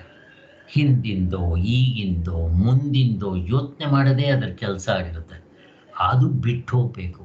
ಇದು ಚಿತ್ತದ ಕಾಲುಷ್ಯ. ಅದಕ್ಕೆ ಚಿತ್ತಕ್ಕೆ ಒಂದು ಸ್ಥೈರ್ಯ ಬರುತ್ತೆ. ಹೇಗೆ ಅಂತಂದ್ರೆ ಸ್ವಾಮಿಗಳು ಒಂದು ಎಕ್ಸಾಂಪಲ್ ಕೊಡ್ತಾರೆ. ಯಾರು ಮಗ್ಗಿನ ಚೆನ್ನಾಗಿ ಕಟ್ ಮಾಡ್ತಾರೋ ಮುಂದಕ್ಕೆ ಅವನಿಗೆ ಹೈಸ್ಕೂಲ್ ಲೆವೆಲ್ಗೆ ಬಂದಾಗ ಕ್ಯಾಲ್ಕುಲೇಷನ್ಸ್ ಮಾಡುವಾಗ ಮಗ್ಗಿ ತುಂಬ ಹೆಲ್ಪ್ ಆಗುತ್ತೆ. ಹಾಗೆ ಯಾರು ಕರ್ಮಯೋಗವನ್ನು ಚೆನ್ನಾಗಿ ಮಾಡಿರ್ತಾರೋ ಅವರಿಗೆ ಧ್ಯಾನ ಯೋಗ ಮಾಡೋದಕ್ಕೆ ಸಿದ್ಧತೆ ಬರುತ್ತೆ. ಈಗ ನಾವು ಕರ್ಮಯೋಗ ಮಾಡಿದ್ದೀವ ಇಲ್ಲ ನಾವು ನೋಡ್ಕೋಬೇಕು. ಅವ್ರು ಮತ್ತೆ ಇನ್ನೂ ಒಂದು ಎಕ್ಸಾಂಪಲ್ ಕೊಡ್ತಾರೆ, ಇದು ಸಾಧನೆಗೆ ಸಂಬಂಧಪಟ್ಟಿರೋದು. ಧ್ಯಾನ ಯೋಗದಲ್ಲಿಯೇ ಕರ್ಮಯೋಗದ ಪೂರ್ಣವಾದ ಉಪಯೋಗ ಗೊತ್ತಾಗುತ್ತೆ. ನಾವು ಧ್ಯಾನಕ್ಕೆ ಕೂತ್ಕೊಂಡ್ರೆ ನಾನು ಕರ್ಮಯೋಗ ಮಾಡಿದ್ದೀನ ಇಲ್ವಾ, ಅದರ ಪೂರ್ತಿ ಉಪಯೋಗ ಆಗಿದೆಯಾ ಇಲ್ವಾ, ನಾನಿವಾಗ ಯಾವ ಕರ್ಮಗಳನ್ನ ಬಿಟ್ಬಿಡ್ಬೇಕು ಎಲ್ಲ ಗೊತ್ತಾಗುತ್ತೆ. ಅದು ಇದಿದ್ರೆ ಏನಾಗುತ್ತೆ, ಗಾಂಧೀಜಿ ಥರ ಸುಮ್ಮನೆ ಕೊನೆವರೆಗೂ ಮಾಡ್ತಾನೇ ಇರೋದು, ಮೋಕ್ಷ ಆಗೋದಿಲ್ಲ. ಇನ್ನು ಅವ್ರಿಗೆ ಆ ಒಂದು ಕೊನೆಯ ಹಂತ ಬಂದಿಲ್ಲ. ಏಕಾಂತವಾಸ ಮೌನವಾಗಿರೋದು ಮೂರತ್ತು ಆತ್ಮಚಿಂತನೆ ಮಾಡೋದು ಬಂದಿಲ್ಲ. ಆದ್ದರಿಂದ ಅವರಿಗೆ ಹಾಗಿರೋದಕ್ಕಾಗೋದು ಇಲ್ಲ. ಆದ್ದರಿಂದ ಇದು ಅವ್ರಿಗೆ ಮೋಕ್ಷನೇ ಬೇಕು ಅನ್ನೋ ಆಸೆ ಇರಬೇಕು. ಹಾಗೆ ಆದ್ದರಿಂದ ಧ್ಯಾನ ಯೋಗ ನಾವು ಮಾಡಕ್ಕೆ ಸಿದ್ಧವಾದರೆ ನಮ್ಗೆ ಅದರ ಪೂರ್ಣ ಉಪಯೋಗ ಅಲ್ಲಿ ಗೊತ್ತಾಗುತ್ತೆ. ಯಾವುದನ್ನು ನಾವು ಮತ್ತೆ ಮಾಡ್ತೀವೋ ಅದು ಅಭ್ಯಾಸವಾಗಿಬಿಡುತ್ತೆ. ಅಭ್ಯಾಸ ಆಗಿದ್ದು ಸ್ವಭಾವ ಆಗ್ಬಿಡುತ್ತೆ, ಅದು ನೈಸರ್ಗಿಕ ಆಗ್ಬಿಡುತ್ತೆ. ಹೇಗೆ ನಾವು ಸೈಕಲ್ ತುಳಿಯುವಾಗ ಕಲ್ತ್ಕೊಂಡಾಗ ಮೊದಲು ತುಂಬ ಕಷ್ಟ, ಒಂದು ಸಾರಿ ನೀವು ಕಲ್ತ್ಕೊಂಡ್ಬಿಟ್ರೆ ಅದು ಎಫರ್ಟ್ಲೆಸ್, ಚಾಯ್ಸ್ಲೆಸ್, ಸ್ಪಾಂಟೇನಿಯಸ್ ಆಗಿಬಿಡುತ್ತೆ. ನೀವು ಕೈ ಬಿಟ್ಕೊಂಡು ತುಳಿತೀರಾ, ಡ್ಯಾನ್ಸ್ ಮಾಡ್ಕೊಂಡು ತುಳಿತೀರಾ, ಹಾಡು ಹೇಳ್ಕೊಂಡು ತುಳಿತೀರಾ, ನಿಮಗೆ ತುಳ್ದಂಗೆ ಅನಿಸಲ್ಲ. ಹಾಗೆ ಕರ್ಮಯೋಗವನ್ನು ನಾವು ಅಷ್ಟು ಮಾಡಿರ್ಬೇಕು ನೋಡ್ರಿ ಅಂತಾರೆ. ಅದಕ್ಕೆ ಸಾಧನೆ ಬಗ್ಗೆ ಒಂದು ಕೊಡ್ತಾರೆ. ಮೊದಲು ನೀವು ಜಪದ ಮಾಲೆ ತಗೊಳ್ರಿ. ಆ ಜಪಮಾಲೆ ಹೀಗೆ ಮಾಡ್ತಾ ಹೋಗ್ತೀರಾ, ರಾಮ್ ರಾಮ್ ರಾಮ್. ಈ ತೋರ್ ಬೆರಳು ಉಪಯೋಗಿಸ್ಬಾರ್ದಂತೆ. ನಾನು ಎಷ್ಟೊಂದು ಸಾರಿ ಅನ್ಕೊತೀನಿ ಜಪಮಾಲೆ ಇದ್ದರೆ ನಿಮಗೆ ಡೆಮೋ ಮಾಡೋಣ ಅಂತ, ಇನ್ನು ನಾನು ತಂದಿಟ್ಕೊತೀನಿ ತಾಳ್ರಿ. ಅದನ್ನು ಈ ತೋರ್ ಬೆರಳು ಹಿಂಗೆ ಮಾಡಬಾರ್ದು, ತೋರ್ ಬೆರಳನ್ನ ಉಪಯೋಗಿಸ್ಬಾರ್ದು. ಈ ಮಿಡಲ್ ಫಿಂಗರ್ನಲ್ಲಿ ಜಪಮಾಲೆ ಇಟ್ಕೊಂಡು ರಾಮ್ ಒಂದು ಎಳಿಬೇಕು. ಒಂದು ಹೇಳಿದ್ರೆ ಅದು ರಾಮ್. ಓಂ ಶ್ರೀರಾಮ್ ಜಯ ರಾಮ್ ಜಯ ಜಯ ರಾಮ್, ಓಂ ಶ್ರೀರಾಮ್ ಜಯ ರಾಮ್ ಜಯ ಜಯ ರಾಮ್. ನೀವು ಏನು ಮಂತ್ರ ಹೇಳ್ತೀರೋ ಅದು ಹೇಳ್ಕೋಬೇಕು ಅಂತ. ನಿಮ್ಗೆ ಇದು ಅಭ್ಯಾಸ ಮಾಡಿ ಅಭ್ಯಾಸ ಆಗಿಬಿಟ್ರೆ ಆಮೇಲೆ ಜಪಮಾಲೆ ಬೇಕಾಗಿಲ್ಲ. ನಾನು ನೋಡಿದ್ದೀನಿ ಒಬ್ಬರನ್ನ, ಯೋಗಿರಾಮ್ ಸುರತ್ ಕುಮಾರ್, ನಿಮ್ಗೆ ಯಾವಾಗಲಾದರೂ ಒಂದು ದಿನ ತೋರಿಸ್ತೀನಿ. ಅವ್ರು ಸುಮ್ಮನೆ ಮಾತಾಡ್ತಾ ಇರ್ತಾರೆ, ನೋಡ್ತಾ ಇರ್ತಾರೆ, ಅವ್ರ ಕೈ ಮಾತ್ರ ತೋರಿಸ್ತೀನಿ ನಾನು. ಅವ್ರ ಕೈನ ಹಿಂಗೆ ಆಗ್ತಾರೇ ಇರುತ್ತೆ, ಅವ್ರ ಕೈ ಜಪ ನಡೀತಾ ಇದೆ ಒಳಗಡೆ ಅಂತ. ಆದ್ದರಿಂದ ಹಾಗೆ ಇದು ಒಂದು ಎಕ್ಸಾಂಪಲ್ ಕೊಡ್ತಾರೆ. ಯಾವ್ದು ಅಭ್ಯಾಸ ಆಗ್ಬಿಡ್ತೋ ಅದು ನೈಸರ್ಗಿಕ ಸಹಜವಾಗಿಬಿಡುತ್ತೆ, ಎಫರ್ಟ್ಲೆಸ್ ಆಗಿಬಿಡುತ್ತೆ ಅಂತ ಹೇಳ್ತಾ ಇದ್ದಾರೆ. ಆದ್ದರಿಂದ ಕರ್ಮಯೋಗವನ್ನು ನಿಷ್ಕಾಮ ಕರ್ಮವಾಗಿ ಮಾಡಾದ್ಮೇಲೆ ಈಶ್ವರ ಚಿಂತೆಯಲ್ಲಿ ಚಿತ್ತವನ್ನು ನಿಲ್ಲಿಸಿಕೊಂಡವನಿಗೆ ಕೊನೆಯಲ್ಲಿ ಅದು ತಾನೇ ಏಕಾಗ್ರತವಾಗಿಬಿಡುತ್ತೆ. ಈಶ್ವರ ಚಿಂತನೆಯಲ್ಲಿ ಅಂದರೆ ನಮ್ಮ ಮನಸ್ಸನ್ನ ಈಶ್ವರ ಚಿಂತನೆಯಲ್ಲಿ ನಿಲ್ಲಿಸ್ಕೊಳ್ಳೋದು ಅಂದ್ರೆ ಅರ್ಥ ಏನು? ಇಲ್ಲಿ ಈಶ್ವರ ಅಂತಂದ್ರೆ ನಾವು ಪಾರ್ವತಿ ಗಂಡ ಈಶ್ವರ ಅಲ್ಲ, ನಮ್ಮ ಗಾಢನಿದ್ರೆಯಲ್ಲಿರೋ ನಿಜವಾದ ಸ್ವರೂಪ. ಅವ್ನಿಗೆ ಆಕಾರ ಇದೆಯಾ? ಅವನ ಚಿಂತನೆ ಮಾಡೋಕ್ಕಾಗುತ್ತಾ? ಆಗೋದಿಲ್ಲ. ಆದರೆ ಇದನ್ನು ಹೆಂಗೆ ಮಾಡಬೇಕು? ನಮ್ಮ ಗಾಢನಿದ್ರೆ ಅನುಭವ ಗೊತ್ತಿದೆ. 135 ಪರಮಾರ್ಥ ಚಿಂತಾಮಣಿ ತೆಗೆದು ನೋಡ್ರಿ, ಅದರಲ್ಲಿ ನಾವೆಲ್ಲ ಡಿಸ್ಕಸ್ ಮಾಡಿದ್ದೀವಿ. ನಾವು ಗಾಢನಿದ್ರೆ ಅನುಭವವನ್ನು ತಗೊಂಡಿದ್ದು ಧ್ಯಾನ ಆಗೋದಿಲ್ಲ, ಮನನ. ಆದರೆ ಈ ಮನನ ನಿಧಿಧ್ಯಾಸನ ಕರ್ಕೊಂಡು ಹೋಗುತ್ತೆ. ಇಲ್ಲಿ ಈಶ್ವರ ಚಿಂತನೆ ಅನ್ನೋದಕ್ಕೆ ನಾನು ಹೇಳ್ತಾ ಇದ್ದೀನಿ. ನಾವು ರಾಮನ ಚಿಂತನೆ ಮಾಡಬಹುದು, ಈಶ್ವರನ ಚಿಂತೆ ಅಂದಿದ ತಕ್ಷಣ ಆ ಥರ ಅಲ್ಲ. ಇಲ್ಲಿ ಹೇಗೆ ನಾನು ಗಾಢನಿದ್ರೆ ಅನುಭವವನ್ನು ನನ್ನ ಚಿತ್ತದ ಮುಂದೆ ತಂದಿದ ತಕ್ಷಣ ಆ ಚಿತ್ತ ತನ್ನವನ್ನು ಬಿಟ್ಟು ಆತ್ಮನಾಗಿ ಉಳ್ಕೋಬೇಕು. ಆ ಉಳ್ಕೊಳ್ಳೋದನ್ನೇ ಅಲ್ಲಿ ಏನು ಮಾಡಬಾರ್ದಲ್ಲಿ. ಇದು ಈಶ್ವರ ಚಿಂತನೆ ಅಂತ ಹೇಳ್ತೀವಿ. ಅಂದರೆ ಡೈಮಂಡ್ ವ್ಯಾಪಾರಿ ಗಮನಿಸ್ಬೇಕು. ಯಾವುದನ್ನ? ನಮ್ಮ ಗಾಢನಿದ್ರೆ ಅನುಭವವನ್ನು. ಅಲ್ಲಿ ನಿದ್ದೆ ಮಾಡೋದಲ್ಲ. ಇದನ್ನೆಲ್ಲ ಹಿಂದೆ ಹೇಳಿದ್ವಿ ನಾವು. ಈ ರೀತಿ ಕರ್ಮ ಧ್ಯಾನಕ್ಕೆ ಸಾಧನವಾಗಬೇಕಂತೆ. ನೋಡ್ರಿ ಎಷ್ಟಿದೆ ಕರ್ಮಯೋಗದಿಂದ. ಆದರೆ ಕರ್ಮವು ಚಿತ್ತದ ಒಂದಾನೊಂದು ಭೂಮಿಕೆಯನ್ನು ಏರುವವರೆಗೂ ಮಾತ್ರ ಬೇಕು ಕರ್ಮಯೋಗ. ಆಮೇಲೆ ಏನಾಗಬೇಕು? ಆ ಬಳಿಕ ಕರ್ಮವೇ ಧ್ಯಾನಕ್ಕೆ ಪ್ರತಿಬಂಧಕವಾಗುತ್ತೆ. ನಿಮ್ಮ ಕರ್ಮಯೋಗವೇ ನಿಮಗೆ ಅಡಚಣೆ ಆಗುತ್ತೆ. ಯಾಕೆ? ಉತ್ತಮವಾದ ಧ್ಯಾನ ಮಾಡಬೇಕು ಅಂದರೆ ಒಂದಿಷ್ಟು ವಿಕ್ಷೇಪ ಆಗಕೂಡದು. ವಿಕ್ಷೇಪ ಯಾವಾಗಾಗುತ್ತೆ? ನಡೀತಾ ನಾವು ಮಾಡೋಕ್ಕಾಗಲ್ಲ. ಒಂದು ಕಡೆ ಕೂತ್ಕೊಂಡು ಸ್ವಚ್ಛವಾಗಿ ಅಲ್ಲಿ ಗಲಾಟೆ ಇಲ್ಲದಿರೋ ಜಾಗದಲ್ಲಿ ಇಂದ್ರಿಯಗಳು, ಕರ್ಮೇಂದ್ರಿಯಗಳು ತಮ್ಮ ಕೆಲಸ ಬಿಟ್ಬಿಟ್ಟಿರ್ಬೇಕು. ಜ್ಞಾನೇಂದ್ರಿಯಗಳು ಸ್ವಿಚ್ ಆಫ್, ಕಣ್ಗಳು ಮುಚ್ಕೊಂಡಿರ್ತೀವಿ, ಏಕಾಂತದಲ್ಲಿರ್ತೀವಿ, ಶಬ್ದ ಇಲ್ಲ, ವಾಸನೆ ಗೀಸನೆ ಅವೆಲ್ಲ ಏನು ಬರೋದಿಲ್ಲ. ಹಾಗೆ ಈವನ್ ಅಲ್ಲಿ ಕಡ್ಡಿ ಹಚ್ಕೊಂಡ್ರು ಡಿಸ್ಟರ್ಬ್ ಆಗಿರ್ತದೆ. ಹಿಂಗೆ ವಾಸನೆ ಬಂದಿದ್ರೆ ಮತ್ತೆ ಅದ್ರ ಕಡೆ ಮನಸ್ಸು ಹೋಗುತ್ತೆ, ಅದು ಇರಬಾರ್ದು. ಆದ್ದರಿಂದ ಪೂಜೆ ಮಾಡೋದಕ್ಕೆ ಅವೆಲ್ಲ ಬೇಕು, ಧ್ಯಾನ ಮಾಡೋದಕ್ಕೆ ಇವೆಲ್ಲ ಇರಬಾರ್ದು, ಅಡಚಣೆ. ಅದು ಕೊನೆಗೆ ಜ್ಞಾನೇಂದ್ರಿಯಗಳು ಸ್ವಿಚ್ ಆಫ್, ಮನಸ್ಸು ಅದು ಸ್ವಿಚ್ ಆಫ್ ಆಗಬೇಕು. ಹೇಗೆ ಸ್ವಿಚ್ ಆಫ್ ಆಗಬೇಕು? ಅದು ಹೊರಗಡೆ ಹೋಗೋ ಬದಲು ಒಳಗಡೆಗೆ ಹೋಗ್ಬೇಕು. ಪ್ರತ್ಯಾಹಾರ ಅಂತಾರೆ, ಅದನ್ನು ಮಾಡ್ಕೋಬೇಕು ಅಂತ ಹೇಳ್ತಾರೆ. ಯಾವ ಯೋಗದಲ್ಲಿ ಹೇಳ್ತಾರಲ್ಲ ಅದು. ಆದ್ದರಿಂದ ಈ ಧ್ಯಾನ ಮಾಡಬೇಕಾದ್ರೆ ಒಂದಿಷ್ಟು ವಿಕ್ಷೇಪ ಇರಬಾರ್ದು, ಸಂಕಲ್ಪ ವಿಕಲ್ಪಗಳು ಇರಬಾರ್ದು. ಅದಕ್ಕೋಸ್ಕರನೇ ಅದಕ್ಕೆ ನಿಷ್ಕಾಮ ಕರ್ಮವಾಗಿದ್ದರೂ ಸರಿಯೇ, ಸ್ವಲ್ಪವಾದರೂ ವಿಕ್ಷೇಪವಿರುತ್ತೆ. ಅಲ್ಲಿ ಕರ್ಮಯೋಗ ಮಾಡ್ತೀನಿ ಅಂತಂದರೆ ವಿಕ್ಷೇಪ ಇರುತ್ತೆ, ಅಲ್ಲಿ ಸ್ವಲ್ಪ ಆದರೂ ಇರುತ್ತೆ. ಆದ್ದರಿಂದ ಅದೂ ಕೂಡ ಇರಬಾರ್ದು. ಅಲ್ಲಿಗೆ ಸ್ಟಾರ್ಟಿಂಗ್ನಲ್ಲಿ ಕರ್ಮಯೋಗ ಬೇಕು. ಧ್ಯಾನ ಯೋಗಕ್ಕೆ ನೀವು ಸ್ವಲ್ಪ ಒಳಮುಖರಾದಾಗ ಕರ್ಮಯೋಗ ಡಿಸ್ಟರ್ಬ್ ಆಗುತ್ತೆ, ಕರ್ಮಯೋಗವನ್ನು ಬಿಟ್ಬಿಡಬೇಕು ಅಂತ ಹೇಳ್ತಾರೆ. ಆ ಧ್ಯಾನವನ್ನು ಮಾಡುವ ಮಟ್ಟಕ್ಕೆ ಏರ್ದವನಿಗೆ ಕರ್ಮ ಉಪಯೋಗ ಇಲ್ಲವೆಂಬುದಷ್ಟೇ ಅಲ್ಲ, ಅದು ಉಪಯೋಗ ಇಲ್ಲ, ಅದು ಅಡ್ಡಿ ಕೂಡ ಆಗುತ್ತೆ. ಹಾಗಾದರೆ ಏನು ಮಾಡ್ಬೇಕು ಸ್ವಾಮಿ? ಅವಾಗ ಅದನ್ನು ಬಿಟ್ಟರೆ ಮತ್ತಿನ್ನೇನು ಮಾಡಬೇಕು? ಅವನಿಗೆ ಶಮವೇ ಸಾಧನೆ. ಇಲ್ಲಿ ಶಮ ಅಂತಂದರೆ ಅಮಾನಿತ್ವಾದಿ ಸಾಧನೆಗಳು, ಯಮನಿಯಮಗಳು, ಸಹಕಾರಿ ಸಾಧನೆಗಳು ಅಂತ ತಗೋಬೇಕು. ಇನ್ನೊಂದು ಸರ್ವಕರ್ಮ ಸನ್ಯಾಸ, ಎಲ್ಲ ಕರ್ಮಗಳು ಬಿಟ್ಟು ಹೋಗ್ಬಿಟ್ಟಿರಬೇಕು. ಮತ್ತು ಕರ್ಮಯೋಗವನ್ನು ಬಿಟ್ಬಿಡಬೇಕು. ಸಾಧಕನು ಎಷ್ಟೆಷ್ಟು ಕರ್ಮಗಳನ್ನು ಬಿಡ್ತಾನೋ ಅಷ್ಟು, ಕರ್ಮ ಅಂದ್ರೆ ಇಲ್ಲಿ ಕರ್ಮಯೋಗ, ಅಷ್ಟಷ್ಟು ಆಯಾಸ ಇಲ್ಲದೆ ಇಂದ್ರಿಯಗಳನ್ನ ಹಿಡಿತದಲ್ಲಿ ಇಟ್ಕೊಂಡು ಚಿತ್ತವನ್ನು ಸಮಾಧಾನದಲ್ಲಿ ಇಟ್ಕೊಳ್ಳೋದಕ್ಕೆ ಸಹಾಯ ಆಗುತ್ತೆ. ಆವಾಗ ಇವನು ಯೋಗಾರೂಢ ನೆನೆಸುತ್ತಾನೆ. ಇನ್ನು ಯೋಗಾರೂಢ ಅಂದರೆ ಇನ್ನೂ ಮನಸ್ಸು, ಬುದ್ಧಿ, ಚಿತ್ತ, ಅಹಂಕಾರ ಬಿಟ್ಟು ಆತ್ಮನಲ್ಲಿ ಹೋಗೋದಕ್ಕೆ ಸಿದ್ಧನಾಗ್ತಾನೆ ಅಂತ. ಈ ವಿಷಯವನ್ನ ಭಾರತದಲ್ಲೂ ಕೂಡ ತಿಳಿಸಿದ್ದಾರಂತೆ, ಮಹಾಭಾರತದಲ್ಲಿ. ಅದನ್ನೇನು ಹೇಳ್ತಾರೆ ಅಂತಂದ್ರೆ, ಬ್ರಾಹ್ಮಣನ ಒಂದು ಗುಣ ಸಾಮಾನ್ಯವಾದದ್ದು ಮತ್ತೊಂದಿಲ್ಲ ಅಂತಾರೆ. ಅಂದರೆ ನಿಜವಾದ ಬ್ರಾಹ್ಮಣ ಅಂತ ಅನ್ಬೇಕಾದ್ರೆ ಮುಕ್ತನಾದವನಿಗೂ ಬ್ರಾಹ್ಮಣ ಅಂತ ಒಂದು ಅರ್ಥ ಕರೀತಾರೆ. ಸ್ಥಿತಪ್ರಜ್ಞ, ಗುಣಾತೀತ, ಯುಕ್ತ, ಭಕ್ತ, ಬ್ರಾಹ್ಮಣ, ಔಪನಿಷತ್ ಪುರುಷ ಹಿಂಗೆಲ್ಲ ಕರೀತಾರೆ. ಬ್ರಾಹ್ಮಣ ಅಂತಂದ್ರೆ ಇಲ್ಲಿ ಅವನ ನಿಜವಾದ ಗುಣ ಅದಕ್ಕೆ ಅವನು ಮತ್ತೊಂದು ಸಮಾನವಾಗಿರ್ತಿಲ್ಲ. ಏನು ಮಾಡ್ಬೇಕು ಅವನು ನಿಜವಾಗ್ಲೂ ಬ್ರಾಹ್ಮಣ ಅಂದರೆ ಇಲ್ಲಿ ಧ್ಯಾನ ಯೋಗಿಗೆ ಹೇಳೋದು ಒಂಟಿಯಾಗಿರ್ಬೇಕು, ಮನಸ್ಸು ಸಮತಿಯಲ್ಲಿ ಇಟ್ಕೊಂಡಿರ್ಬೇಕು, ಅವನು ಸತ್ಯವನ್ನ ನುಡಿತಾ ಇರಬೇಕು. ಹಿಂದೆ ಇವಾಗಲ್ಲ, ಅವನು ಸದಾಚಾರ ಸಂಪನ್ನನಾಗಿರ್ಬೇಕು, ಸ್ಥಿರಚಿತ್ತನಾಗಿರ್ಬೇಕು, ಯಾರೊಬ್ಬರಿಗೂ ಹಿಂಸೆಯನ್ನ ಮಾಡದೇ ಇರಬೇಕು, ಕರ್ಮಗಳನ್ನ ಆಗಿಂದಾಗಲೇ ಬಿಡ್ತಾ ಬರಬೇಕು. ಹೀಗಿದೆ ನೋಡ್ರಿ ಕರ್ಮಗಳನ್ನ ಅಂದರೆ ಇಲ್ಲಿ ಕರ್ಮ ಯೋಗವನ್ನ, ಕರ್ಮಗಳನ್ನ ಬಿಟ್ಟು ಅದು ಸ್ಟೆಪ್ಸ್ ಇದೆ, ಇಲ್ಲೇ ಮುಂದಕ್ಕೆ ಬರುತ್ತೆ, ನಾನು ಅವಾಗ ಹೇಳ್ತೀನಿ. ಆ ಥರ ಎಲ್ಲ ಬಿಟ್ಕೊಂಡು ಬರಬೇಕು. ಸಾಮಾನ್ಯರಿಗೆ ಕರ್ಮವನ್ನೇ ಬಿಡೋದು ಕಷ್ಟ ಇದ್ಮೇಲೆ ಇನ್ನು ಕರ್ಮಯೋಗವನ್ನ, ಫಸ್ಟ್ ಆಫ್ ಆಲ್ ಅವ್ರ ಕರ್ಮಯೋಗನೇ ಗೊತ್ತಿಲ್ಲ. ಕರ್ಮ ಬಿಡೋದು ಕಷ್ಟ, ಸುಲಭ ಅಲ್ಲ ಅದು.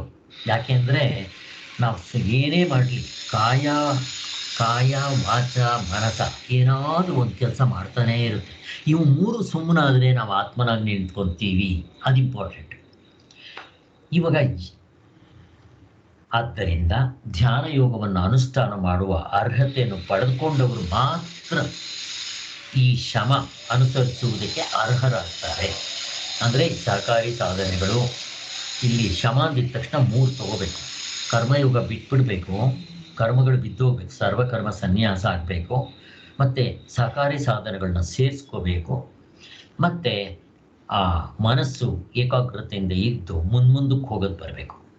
ಯಾವಾಗ ಈ ಒಂದು ಯೋಗ ರೂಢನಾಗ್ತಾನೆ, ಯಾವಾಗ ಇಂದ್ರಿಯಾರ್ಥಗಳಲ್ಲೆಲ್ಲ ಅವುಗಳಲ್ಲಿರುವ ಮಾಡುವ ಕರ್ಮಗಳೆಲ್ಲ ಆಸಕ್ತಿ ಪೂರ್ತ ತಪ್ಪು ಹೋಗಬೇಕು. ಕರ್ಮ ಯೋಗದಲ್ಲಿರೋ ಆಸಕ್ತಿನೂ ಬಿಟ್ಟು ಹೋಗಬೇಕು. ಇಂದ್ರಿಯಗಳು ಯಾವಾಗ ಹೊರಗಡೆ ಹರಿತಾ ಇರುತ್ತೆ, ಏನೋ ಒಂದು ಫಲ ಬೇಕು ಅಂತ. ಈಗ ಕರ್ಮಯೋಗ ಮಾಡಕ್ಕೆ ಶುರು ಮಾಡಿದ್ಮೇಲೆ ಎಲ್ಲ ನಿತ್ಯ ಅನಿತ್ಯ ವಸ್ತುಗಳ ವಿವೇಕ ಮಾಡ್ಕೊಂಡು ಬಿಟ್ಮೇಲೆ ಅವನಿಗೆ ವೈರಾಗ್ಯ ಬಂದಮೇಲೆ ಪ್ರಪಂಚದ ಕಡೆ ಯಾಕೆ ಹರಿಯುತ್ತೆ, ತಾನಾಗಿ ನಿಂತೋಗುತ್ತೆ ಅಂತ ಹೇಳ್ತಾರೆ.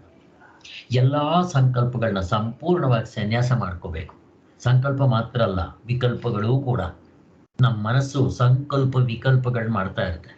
ಸಂಕಲ್ಪ ಅಂತಂದರೆ ಆಗುವಂಥದ್ದು ಅಥವಾ ನಡೀತಾ ಇರುವಂಥದ್ದು. ವಿಕಲ್ಪ ಅಂದರೆ ಇಲ್ಲದೇ ಇರುವಂಥದ್ದು. ಹಾವು ವಿಕಲ್ಪ, ಕನಸು ವಿಕಲ್ಪ, ತೋರಿ ಹಾರೋದು ವಿಕಲ್ಪ. ನಮ್ಮ ಮನಸ್ಸು ಏನು ಮಾಡುತ್ತೆ ಹೇಳ್ರೆ, ಆಗೋಗಿದ್ದನ್ನ ಚಿಂತನೆ ಮಾಡ್ತಾ ಇರುತ್ತೆ. ಆಗೋಗಿರೋದೇನು, ಇಟ್ಸ್ ಆಲ್ರೆಡಿ ಡೆಡ್, ಸತ್ತೋಗಿರೋದು. ಇಲ್ಲ, ಇನ್ನು ಬದುಕೇ ಇಲ್ಲ, ಹುಟ್ಟೇ ಇಲ್ಲ, ಅದ್ರ ಕಡೆ ಚಿಂತನೆ ಮಾಡುತ್ತೆ. ಮುಂದಕ್ಕೆ ಏನಾಗುತ್ತೋ, ಕರೋನಾ ಬಂದರೆ ಏನಾಗುತ್ತೋ, ಮುಂದಕ್ಕೆ ನನಗೇನು ಜೀವನಕ್ಕಾಗುತ್ತೋ, ನನ್ನ ಯಾರು ನೋಡ್ಕೊತಾರೋ ನೋಡ್ರಿ. ಫಸ್ಟ್ ಆಫ್ ಆಲ್ ನಾವು ಇರ್ತೀವೋ ಇಲ್ವೋ, ಮುಂದಿಂದೆಲ್ಲ ಯೋಚನೆ ಮಾಡ್ಕೊಂಡು ಕೂತ್ಕೊಳ್ಳೋದು. ಈಗ ನಿಜವಾಗ್ಲೂ ಇರಬೇಕಾಗಿರೋದನ್ನು ಯೋಚನೆ ಮಾಡೋದನ್ನು ಬಿಟ್ಟು ಹಿಂದಿಂದು ಮುಂದಿಂದು ಯೋಚನೆ ಮಾಡ್ತಾ ಇರುತ್ತೆ. ಪ್ರೆಸೆಂಟ್ ಟೆನ್ಸ್ನಲ್ಲಿ ನಮ್ಮ ಮನಸ್ಸಿರೋದಿಲ್ಲ. ಇದು ಆಗೋದಕ್ಕೋಸ್ಕರನೇ ಈ ಕರ್ಮಯೋಗವನ್ನು ಹೊಗಳ್ತಾ ಇರೋದು. ಕರ್ಮ ಪರಂಪರಾ ಸಾಧನ, ಸಹಕಾರಿ ಸಾಧನೆಗಳನ್ನ.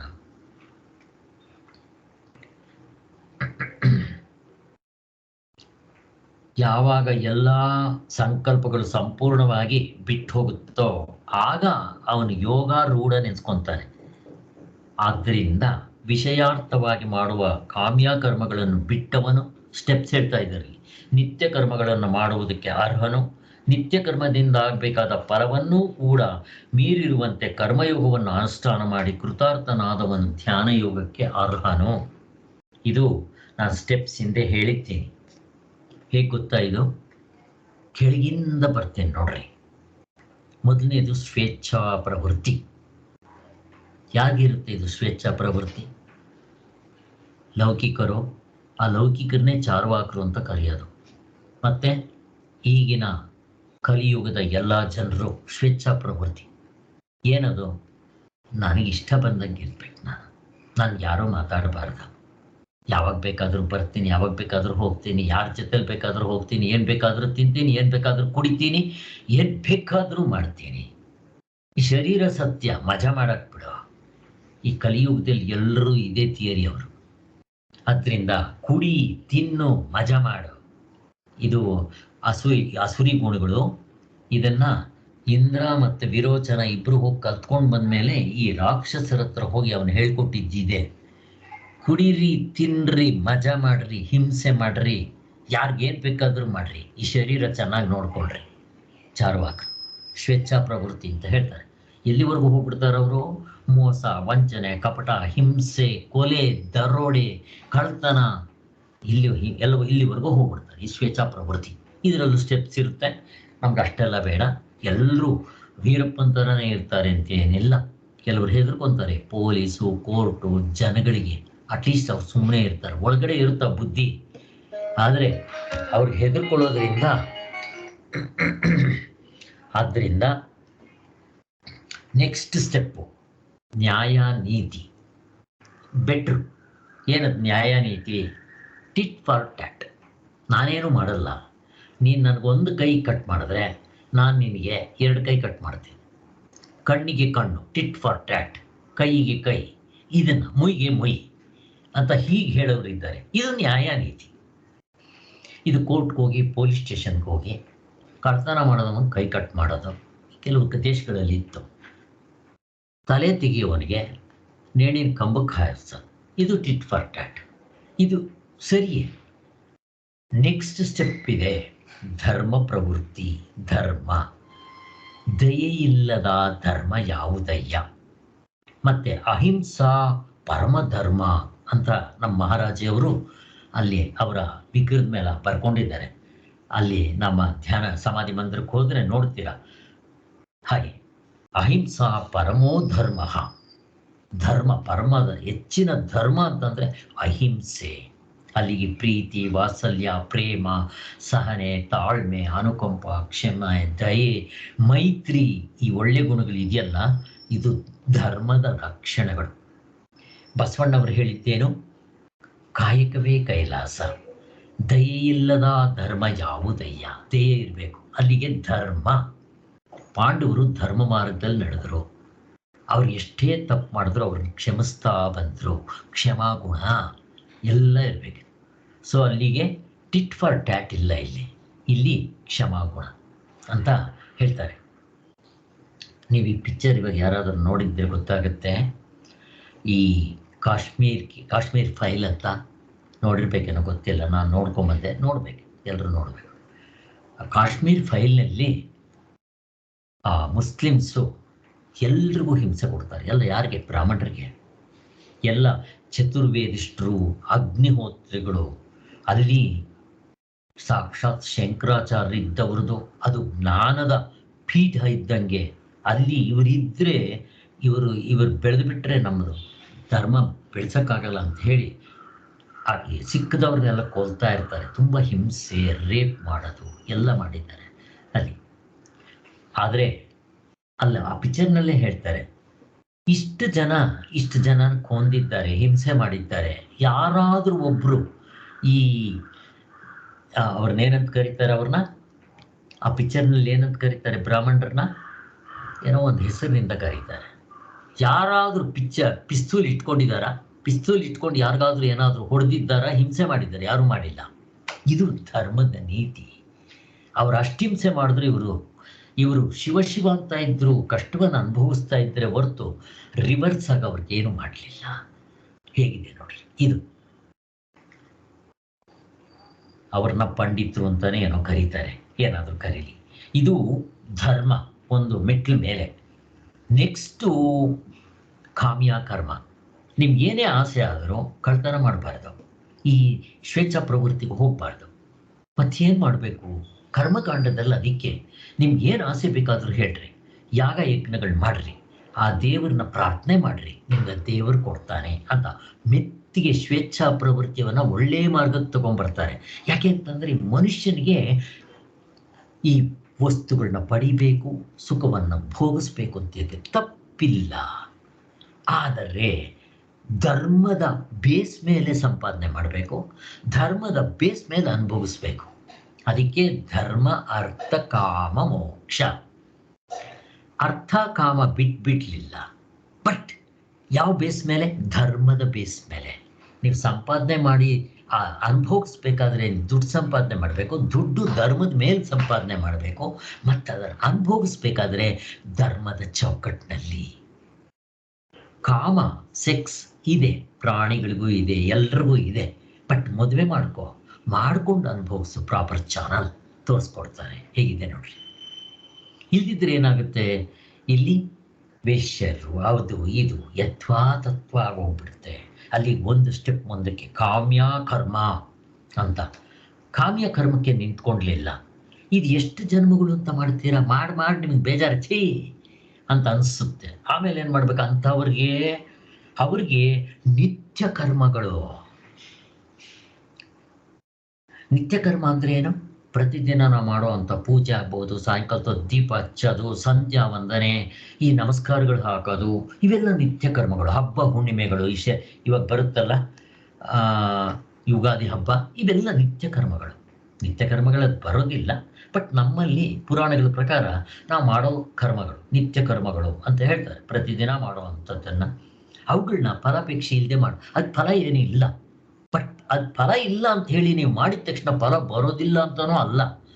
ನಿತ್ಯ ಕರ್ಮಗಳು ಮಾಡೋದ್ರಿಂದ ಏನಾಗುತ್ತೆ ಸ್ವಾಮಿ? ಪ್ರಶ್ನೆ ಕೇಳ್ತಾ ಇದ್ದೀನಿ. ನಮ್ಗೆ ಚಿತ್ತಶುದ್ಧಿ ಆಗುತ್ತೆ. ಯಾಕೆ? ನೀವಲ್ಲಿ ಫಲ ಕೇಳೋಗಿಲ್ಲ, ಕರ್ಮಯೋಗ ರೂಪದಲ್ಲಿ ಮಾಡಬೇಕು. ಆದರೆ ಅದನ್ನು ಕರ್ಮಯೋಗ ಅಂತ ಹೇಳಿಲ್ಲ, ಅದರಲ್ಲಿ ಚಿತ್ತಶುದ್ಧಿ ಆಗುತ್ತೆ. ಅದು ಹೇಳದೇ ಇದ್ರೂ ನಿಮ್ಗೆ ಚಿತ್ತಶುದ್ಧಿ ಆಗುತ್ತೆ ಅಂತ. Next step karma yoga. ಇಲ್ಲಿ ಗ್ಯಾರಂಟಿ ಚಿತ್ತಶುದ್ಧಿ ಆಗಲೇಬೇಕು, ಬೇರೆ ದಾರಿ ಇಲ್ಲ. ಹೇಗಿದೆ ನೋಡ್ರಿ ಕರ್ಮಯೋಗ. ಅಲ್ಲಿ ಪರಂಪರ ಸಾಧನಕ್ಕೆ ಬರ್ತಾರೋ, ಇನ್ನೂ ಅವನು ಆಧ್ಯಾತ್ಮಕ್ಕೆ ಬಂದು ಈಗ ಎಂಟ್ರಿ ಆಗ್ತಾ ಇರೋದು. ಯಾರು ಕರ್ಮಯೋಗ ಮಾಡ್ತಾರೋ ಅದ್ರ ಜೊತೆಗೆ ಜಪವನ್ನು ಸೇರಿಸ್ಕೊತಾರೋ ಅದು ಪರಂಪರಾ ಸಾಧನ. ಅದಾದ್ಮೇಲೆ ಕರ್ಮಯೋಗ ಮಾಡಿ ಜಪ ಮಾಡಿ ಏನಾಗ್ಬೇಕು ಗೊತ್ತಾ? ಸರ್ವಕರ್ಮ ಸನ್ಯಾಸ. ಮುಕ್ತನಾಗಿಲ್ಲ, ಅಹಂಕಾರ ಇದೆ, ಆತ್ಮನ ಕಂಡುಕೊಂಡಿಲ್ಲ, ಆದರೆ ಲೌಕಿಕ ವೈದಿಕ ಕರ್ಮಗಳು ಬಿದ್ದೋಗ್ಬಿಟ್ಟಿದೆ, ಬೇಕಾಗಿಲ್ಲ, ಅದರಲ್ಲಿ ಆಸಕ್ತಿ ಇಲ್ಲ ಅವನಿಗೆ.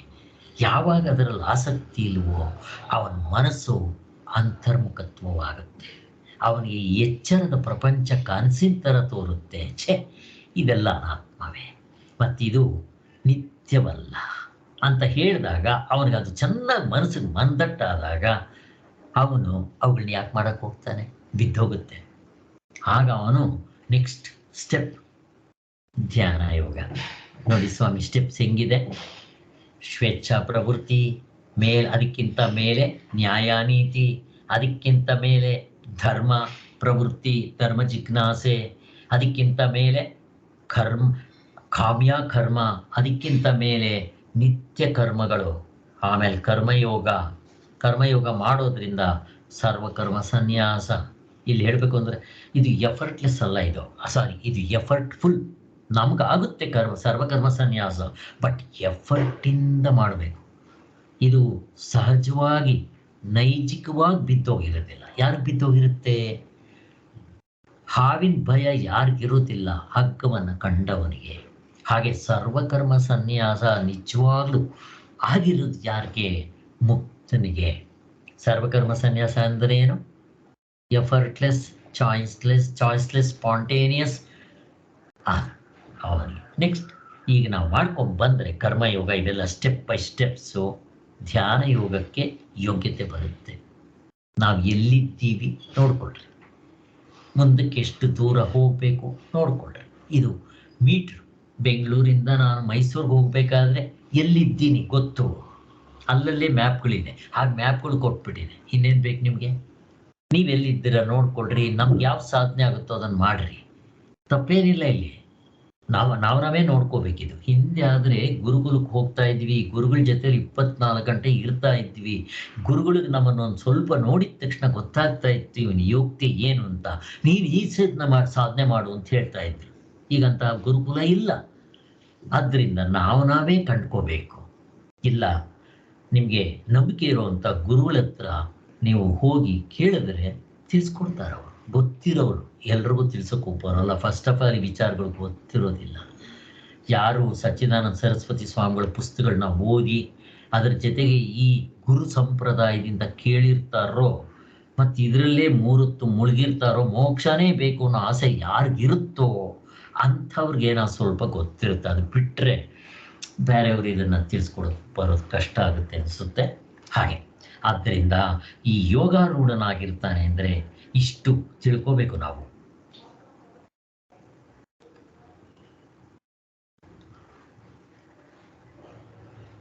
ಆದ್ದರಿಂದ ಇವು ಸ್ಟೆಪ್ ಬೈ ಸ್ಟೆಪ್ ಹೇಳಿದ್ದಾಯಿತು.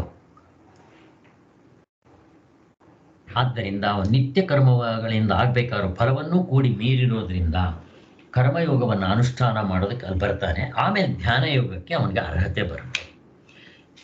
ಯಾವ ಸಾಧಕನು ಹೀಗೆ ಕ್ರಮಕ್ರಮವಾಗಿ ಈ ಹಿಂದೆ ನಾನು ಹೇಳಿದ್ನಲ್ಲ ಸ್ಟೆಪ್ಸು, ಆ ರೀತಿಯಲ್ಲಿ ಸಾಧನೆ ಮಾಡ್ಕೊಂಡು ಬಂದಿರ್ತಾನೋ, ನಾವು ಮೊದಲಿಂದ ಮಾಡ್ಕೊಂಡ್ಬರ್ಬೇಕು ಅಂತೇನಿಲ್ಲ. ಹಿಂದಿನ ಜನ್ಮದಲ್ಲಿ ನಮ್ಗೆ ಆಗಿರುತ್ತೆ, ಆದರೆ ನಾವು ಎಲ್ಲಿದ್ದೀವಿ ಅಂತ ನಾವು ಚೆಕ್ ಮಾಡ್ಕೋಬೇಕು. ಇಲ್ದಿದ್ರೆ ಗೊತ್ತಿರೋಂಥವ್ರ ಹತ್ರ ಕೇಳ್ಕೋಬೇಕು, ನಮಗೆ ಗೊತ್ತಾಗದೆ ಇದ್ದರೆ. ಮತ್ತು ಅವರು ಕ್ರಮಕ್ರಮವಾಗಿ ಯೋಗಾರೂಢನಾಗುವನು. ಅವನು ಈ ಸ್ಟೆಪ್ಸ್ ಪ್ರಕಾರ ಹೋದರೆ ಯೋಗಾರೂಢನಾಗ್ತಾನೆ. ಯೋಗಾರೂಢ ಅಂದ್ರೆ ಏನು? ಧ್ಯಾನ ಮಾಡೋದಕ್ಕೆ ಸಿದ್ಧತೆ ಆಗ್ಬಿಟ್ಟಿರುತ್ತೆ ಅವನಿಗೆ. PhD ಕೋರ್ಸ್ ಬಂದಿರೋದಕ್ಕೆ ಸಿದ್ಧತೆ ಆಗುತ್ತೆ. ಈಗ ಧ್ಯಾನ ಯೋಗ ಶುರುವಾಗುತ್ತೆ. ಫಸ್ಟ್ ಇಷ್ಟು ಮಾಡ್ಕೊಂಬಂದಿರಬೇಕು. Primary school, high school, middle school, college, ಆಮೇಲೆ ಕಾಲೇಜ್ ಆದಮೇಲೆ ಅದು BSc ಡಿಗ್ರಿ ಆಗೋಯ್ತು. ಆಮೇಲೆ MScನೂ ಮುಗಿಸಿರ್ಬೇಕು. ಆ ಕಾಲೇಜ್ನಲ್ಲಿ ಸೆಕೆಂಡ್ ಡಿಗ್ರಿನೂ ಮುಗ್ದಿರ್ಬೇಕು. ಆಮೇಲೆ PhDಗೆ ಎಂಟ್ರಿ. ಇಷ್ಟು PhDಗೆ ಎಂಟ್ರಿ. ಇನ್ನೂ ಒಂದು, ನಿಮ್ಮ ಧ್ಯಾನ ಯೋಗಕ್ಕೆ ಬರೋಕ್ಕೆ ಮೊದಲು ಸಾಧನ ಚತುಷ್ಟಯ ಮುಗ್ದಿರ್ಬೇಕು ಸ್ವಾಮಿ. ಎಲ್ಲ ಒಂದೇ, ಹೀಗೆ ಹೇಳಿದ್ರು ಒಂದೇ, ಸಾಧನ ಚತುಷ್ಟಯ ಮುಗ್ದಿದ್ರು ಒಂದೇ. ಸಾಧನ ಚತುಷ್ಟಯ ಗೊತ್ತಿದೆ ನಮಗೆ. ಯಮ ನಿಯಮ ನಿತ್ಯಾನಿತ್ಯ ವಸ್ತುಗಳ ವಿವೇಕ ಚೆನ್ನಾಗಿ ಮಾಡಿರಬೇಕು. ಯಾವಾಗ ಅದು ಮಾಡ್ತೀವೋ ನೆಕ್ಸ್ಟ್ ಸ್ಟೆಪ್ಪು, ಈಗ ಈ ಲೌಕಿಕ ವೈದಿಕದಲ್ಲಿ ನನಗೆ ವೈರಾಗ್ಯ ಬಂದಿರುತ್ತೆ. ವೈರಾಗ್ಯ ಬಂತು. ನೆಕ್ಸ್ಟು ಶಮದಮಾದಿ ಷಟ್ ಸಂಪತ್ತಿ, ಸಾಕಾರಿ ಸಾಧನೆಗಳು, ಅದನ್ನೇ ಹೇಳ್ತಾ ಇರೋದು. ಶಮ, ಈ ಮೇಲಕ್ಕೆ ಈ ಧ್ಯಾನ ಮಾಡೋಕ್ಕೆ ಬರೋ ಅಷ್ಟೊತ್ತಿಗೆ ಅವನಿಗೆ ಈ ಶಮಾದಿಗಳೆಲ್ಲ ಅಳವಡ್ಕೊಂಡಿರ್ಬೇಕು, ಅವುಗಳನ್ನೇ ಮಾಡ್ತಾ ಇರಬೇಕು. ಹೀಗೆ ಮತ್ತೆ ಕರ್ಮ ಸನ್ಯಾಸ ಮತ್ತೆ ಈ ಸಂಕಲ್ಪ ವಿಕಲ್ಪಗಳನ್ನ ಬಿಟ್ಟು ಈ ಕಡೆ ಬಂದಿರಬೇಕು. ಇಷ್ಟೆಲ್ಲ ಹೇಳಿದ್ದಾಯ್ತು. ಆದ್ದರಿಂದ ಯೋಗಾರೂಢನ ಯಾರಾಗ್ತಾನೋ ಅವನು ತನ್ನನ್ನು ತಾನು ಉದ್ಧಾರ ಮಾಡ್ಕೋಬೇಕು. ಇಲ್ಲಿ ಉದ್ಧಾರ ಅಂತಂದ್ರೆ ಹಿಡಿದೆತ್ತುಕೊಳ್ಳುವುದು ಅಂತ ಅರ್ಥ. ಅಂದರೆ ನಾವು ಮೇಲ್ಮೇಲಕ್ಕೆ ಹೋಗಬೇಕು. ಅಂದರೆ ಧ್ಯಾನ ಯೋಗದಿಂದ ತತ್ವದಲ್ಲಿ ನಿಲ್ಲೋದಕ್ಕೆ ಪ್ರಯತ್ನ ಮಾಡಬೇಕು. ಅದಕ್ಕೆ ಕೆಳಗಡೆ ಹೋಗಬಾರ್ದು. ಪ್ರತಿಯೊಬ್ಬ ಸಾಧಕನು ತನ್ನನ್ನು ತಾನು ಉದ್ಧಾರ ಮಾಡ್ಕೋಬೇಕು ಅಲ್ವಾ? ಯಾರೂ ಉದ್ಧಾರ ಮಾಡೋಕ್ಕೆ ಬರೋದಿಲ್ಲ, ನಾವು ಮಾಡ್ಕೋಬೇಕು. ಕೆಲವರು ಈ ತಪ್ಪು ಭಾವನೆಯಲ್ಲಿರ್ತಾರೆ. ಯಾವಾಗಲೋ ಗುರುಗಳು ಬರ್ತಾರೆ, ತಲೆ ಮೇಲೆ ಕೈ ಇಟ್ಬಿಡ್ತಾರೆ, ನಾನು ಮೇಲಕ್ಕೆ ಹೋಗ್ಬಿಡ್ತೀನಿ. ನಿಜ, ಮೇಲಕ್ಕೆ ಹೋಗೋದು, ತಿರ್ಗಾ ಬರೋದಿಲ್ಲ. ಅವರು ನೆಕ್ಸ್ಟ್ ಜನ್ಮದಲ್ಲಿ ಹುಟ್ಟು ಬರ್ತಾರೆ. ಇವೆಲ್ಲ ನಾನು ಏನೋ ಮಾಡಿದೆ, ಪೂರ್ತಿ ಕೂತ್ಕೊಂಡ್ಬಿಟ್ಟು ಈಗ ನಾನು ಸರಸ್ವತಿ ಪೂಜೆ ಮಾಡ್ತೀನಿ, ಗಣಪತಿ ಪೂಜೆ ಮಾಡ್ತೀನಿ, ಸತ್ಯನಾರಾಯಣ ಪೂಜೆ ಮಾಡ್ತೀನಿ, ಲಕ್ಷ್ಮೀ ಪೂಜೆ ಮಾಡ್ತೀನಿ, ಮಾಡಿಬಿಟ್ಟು ನಾನು ಸುಮ್ಮನೆ ಕೂತ್ಕೊಂಡ್ಬಿಟ್ರೆ ಬಂದ್ಬಿಡುತ್ತೆ ನನ್ನ ಕೈಗೆ. ದುಡ್ಡಾಗಲಿ, ವಿದ್ಯೆ ಆಗಲಿ, ಆರೋಗ್ಯ ಆಗಲಿ, ಪ್ರಯತ್ನ ಮಾಡೋದು ಬೇಡವಾ? ಮಾಡಬೇಕು. ಕೆಲವರು ಇದ್ದಾರೆ, ನಾನು ನೋಡಿದ್ದೀನಿ. ಎಂತೆಂಥ ದೊಡ್ಡ ದೊಡ್ಡ ಆಶ್ರಮಗಳಲ್ಲಿ ಇದ್ದವರು ಕೂಡ ಯಾವಾಗಲೂ ಗುರುಗಳು ಬರ್ತಾರೆ, ತಲೆ ಮೇಲೆ ಹಿಂಗೆ ಕೈ ಇಟ್ಬಿಡ್ತಾರೆ, ಮುಗಿದೋಯ್ತು, ನಾನು ಮೇಲಕ್ಕೆ ಹೋಗ್ಬಿಡ್ತೀನಿ, ಮೋಕ್ಷ ಆಗ್ಬಿಡುತ್ತೆ. ಏನು ನಾನು ಪ್ರಯತ್ನ ಮಾಡದೆ ತಲೆ ಮೇಲೆ ಕೈ ಇಟ್ಟು ಕಳಿಸೋವಂಥವ್ರು ಯಾರಪ್ಪ? ಆದ್ದರಿಂದ ಇಷ್ಟು ಹೀಗೆ ತಪ್ಪು ಅರ್ಥ ಮಾಡ್ಕೋಬಾರ್ದು. ಆದ್ದರಿಂದ ಹೀಗೇನಾದರೂ ಮಾಡಿಕೊಂಡ್ರೆ ಅವನು ಕೆಳಗಡೆ ಹೋಗ್ತಾನ. ಆದ್ದರಿಂದ ತನಗೆ ತಾನು ಬಂಧು, ತನಗೆ ತಾನು ಶತ್ರು ಅಂತ ಮತ್ತೊಬ್ಬರು ನಮಗೆ ಉದ್ಧಾರಕರು ಇರ್ತಾರೆ ಅಂತ ನಿರೀಕ್ಷಿಸ್ತಾ ಕೂತ್ಕೊಳ್ಳೋದು ಯಾವತ್ತು ತಪ್ಪು. ಅವರು ನಮಗೆ ಮಾರ್ಗದರ್ಶನ ಕೊಡ್ತಾರೆ, ನಮಗೆ ಸ್ವಲ್ಪ ಅವರ ಶಕ್ತಿಯನ್ನು ಸ್ವಲ್ಪ ಕೊಡ್ಬೋದು, ಇಲ್ಲ ಅಂತಂದಿಲ್ಲ. ಇವಾಗ ಜಪ ಮಾಡಬೇಕಾದ್ರೆ ಹೇಗೆ ತಂದೆ ಮಗನಿಗೆ ಆಸ್ತಿ ಕೊಡ್ತಾನೋ ಹಾಗೆ ಅವರ ಆ ಒಂದು ಇದನ್ನು ಸ್ವಲ್ಪ ಕೊಟ್ಟು, ಬಂಡವಾಳದ ಥರ ಕೊಟ್ಟು ನಾವು ಮಾಡ್ತಾ ಹೋಗಬೇಕು. ಇವಾಗ ಕೊಟ್ಬಿಟ್ಟಿದ್ದಾರೆ ಅವ್ರ ಜಪ, ನಾನು ಸುಮ್ಮನೆ ಕೂತ್ಕೊಂಡ್ಬಿಟ್ರೆ ಆಗ್ಬಿಡುತ್ತಾ? ಆಗೋದಿಲ್ಲ. ಆದ್ದರಿಂದ ಹಾಗೆ ಈ ಸೋಪ್ನಲ್ಲಿ ಒಂದು ಕತೆ ಹೇಳ್ತಾರಂತೆ. ನಾನು ಮೊದಲು ಹೇಳಿದ್ದೆ ಎಷ್ಟೊಂದು ಸಲ. ಒಂದು ಸಾರಿ ಒಬ್ಬ ಗಾಡಿ ಹೊಡೆಯೋನು ಹೊಡ್ಕೊಂಡು ಹೋಗ್ತಾ ಇರ್ತಾನೆ. ಈ ಕೊಚ್ಚೆನಲ್ಲಿ ಗಾಡಿ ಸಿಕ್ಕಾಕೊಂಡ್ಬಿಡುತ್ತೆ. ಆಗ ಅವನೇನು ಮಾಡ್ತಾನೆ, ಸೋಂಬೇರಿ, ಯಾವನೋ ಬಂದು ಎತ್ತುತ್ತಾನೆ, ನಾನು ಯಾಕೆ ಕಷ್ಟಪಡಬೇಕು ಅಂತ ಹೋಗ್ಬಿಟ್ಟು ಮರಕ್ಕೆ ಹೊರ್ಕೊಂಡು ಕೂತ್ಕೊಂಡ್ಬಿಟ್ಟಂತೆ. ಸಾಯಂಕಾಲದವರೆಗೂ ಆಯಿತು, ಯಾವನು ಬಂದ ಗಾಡಿ ಚಕ್ರ ಎತ್ತಲೇ ಇಲ್ಲ. ಆಗ ಆ ಕಡೆಯಿಂದ ಒಬ್ಬ ಮುದ್ಕ ಬಂದವನಿಗೆ, ಯಾಕಪ್ಪ ಕೂತ್ಕೊಂಡ್ಬಿಟ್ಟಿದ್ಯಾ ಅನ್ನಂತೆ. ಗಾಡಿ ಊದ್ಕೊಂಡ್ಬಿಟ್ಟಿದೆ ಅನ್ನಂತೆ. ಮತ್ತು ನೀನು ಕೂತ್ಕೊಂಡ್ರೆ ಗಾಡಿ ಮೇಲಕ್ಕೆ ಬರುತ್ತಾ ಅಂದ್ರಂತೆ. ಯಾರಾದರೂ ಎತ್ತುತ್ತಾರೆ ಅಂದ್ರಂತೆ. ಅಡ್ಡ, ನೀನು ಕೈ ಹಾಕೋ, ಪ್ರಯತ್ನ ಮಾಡೋಕ್ಕೆ ಶುರು ಮಾಡಿದ್ರೆ ಅವಾಗ ಅಯ್ಯೋ ಅವ್ನು ಕಷ್ಟಪಡ್ತಾ ಇದ್ದಾನೆ, ಬನ್ರಪ್ಪ ಕೈ ಹಾಕೋಣ ಅಂತ ಎಲ್ಲರೂ ಹಾಕ್ತಾರೆ ಅಂತ ಹೇಳಿ ದೇವರೇ ಆ ರೂಪದಲ್ಲಿ ಬಂದು ತಿಳಿಸ್ತಾ ಅಂತ ಹೇಳ್ತಾರೆ. ಹಾಗೆ ನಾವು ಸಾಧನೆ ಮಾಡ್ತಾ ಇದ್ದರೆ ನಮಗೆ ದೇವರು ನಿಜವಾದ ಜಿಜ್ಞಾಸುಗಳಿಗೆ ಆ ದೇವರೇ ದಾರಿ ತೋರಿಸ್ತಾನೆ ಅಂತ ಹೇಳಿ ಆ ಕಥೆ ಹೇಳಿದ್ದಾರೆ. ಆದ್ದರಿಂದ ನಾವು ಸುಮ್ಮನೆ ಕೂತ್ಕೊಂಡ್ರೆ ಏನೂ ಆಗೋದಿಲ್ಲ. ಹಾರ್ಡೆಂಟಾಗಿ ಕೆಲಸ ಮಾಡಿದ್ರೆ ಸಿಗೋದು ಕಷ್ಟ ಇದ್ದಾಗ ಏನು ಮಾಡದೆ ಸುಮ್ಮನೆ ಕೂತ್ಕೊಂಡು ಯಾರೋ ತಲೆ ಮೇಲೆ ಕೈ ಇಟ್ಬಿಡ್ತಾರೆ, ಆದಷ್ಟು ಕಡೆ ಎಲ್ಲ ಆಗ್ಬಿಡುತ್ತೆ ಅಂತ ಕೂತ್ಕೊಂಡ್ರೆ ಆಗುತ್ತಾ ಇದು? ಆದ್ದರಿಂದ ಇಷ್ಟು ತಿಳ್ಕೋಬೇಕು. ಸೊ ಅಲ್ಲಿಗೆ ಇವತ್ತಿಲ್ಲಿಗೆ ನಿಲ್ಲಿಸೋಣ. ಇವತ್ತಿನ ಸಾರಾಂಶದಲ್ಲಿ ನಾನು ಏನಪ್ಪ ಹೇಳಿದೆ ಅಂತಂದರೆ,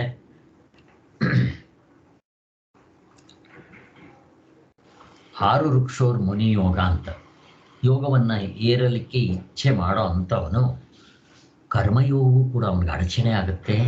ಅವ್ರ ಕರ್ಮಯೋಗವನ್ನು ಬಿಟ್ಬಿಡ್ಬೇಕು.